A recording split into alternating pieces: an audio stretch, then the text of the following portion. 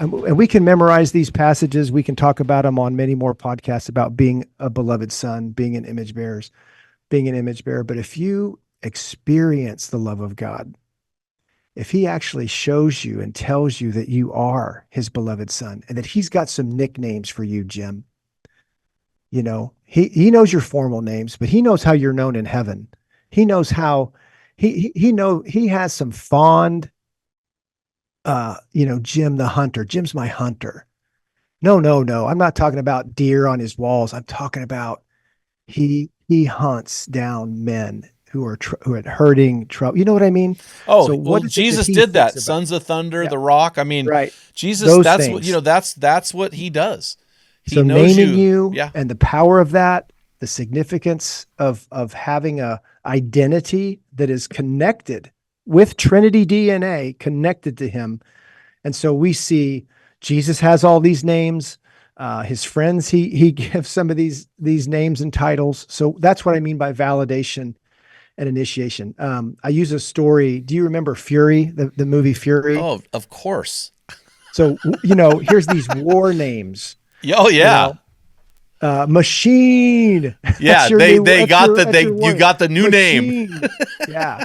And so yeah, out of that place, there's just so much. There's so much goodness in the kingdom as kingdom citizens, privileges and responsibilities, right? And so the glory of a king is how you uniquely bear his image. And if you are living under lies about yourself or about God, then that's in the way of your glory and you being able to offer that. We talk about false self, true self quite a bit in King Me.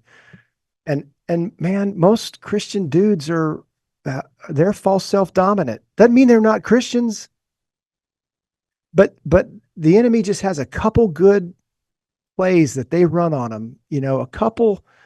A couple places that they just can poke, and that guy blows up or just recoils. Either aggression or coward, passive, right, and hiding. I sinned. I'm ashamed. I hide, or I make jokes. I make light of it. What is these ways that we've all learned to cope? But I'm saying, no, no. This is more C.S. Lewis's theology. Yeah. No, no, no. You are glorious. You bear his image, and this idea that it is about you. You were worth. You're not worthless. You were worth what you were paid for. Yeah. Jesus is the capital H hero in the grand kingdom drama, but every man is the hero in his story. And Yeah, he needs to step up to that plate and say, God's putting me on display. He's right. put a mantle upon me, and I'm going to walk in that without shame. Yeah. Hey man, this is gonna I hope I don't get your audience all riled up, but I hope you do. this idea, right, that it's not about you, it is about you. This this is another idea that you're not in the way, bro. He didn't he resides in you. It's you in him and him in you. That's the deal. And so you're not in the way. You are the way that he wants to transform the world, that he wants to bring you the kingdom, that he wants to entrust you with more. And it's not your underachieving that he's so concerned about. It's you're not believing him when he tells you who you are. And in doing so, we're not believing in him. If I'm not going to if I'm not going to believe that the God who made me has the best intentions for me, Yeah. what I'm really saying is, God, I don't believe that who you say you are in the Bible. I'm not buying that.